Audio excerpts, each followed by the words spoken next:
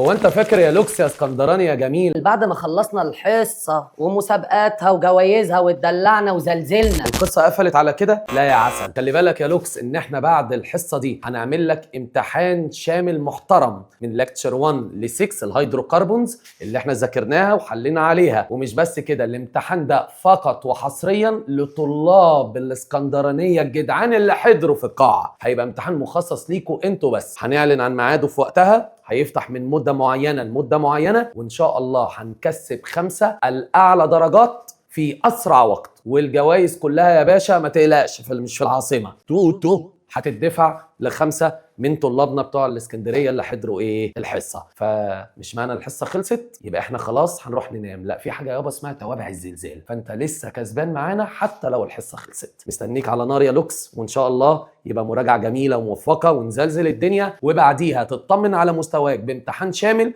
وجايب اعلى الدرجات تفتح نفسك على المراجعات النهائيه. ومستنيكم طبعا يا لوكسويه اسكندرانيه يا جامدين يوم الجمعه يوم 3/4 الساعه 1 بعد الصلاه مباشره في قاعة فريال سينما. ان شاء الله تبقى قاعة اسطورية وزلزال، وننبسط مع بعض ونستفيد ونكسب كمان. خلص الكلام، مسك الختام، يلا سلام، باي باي.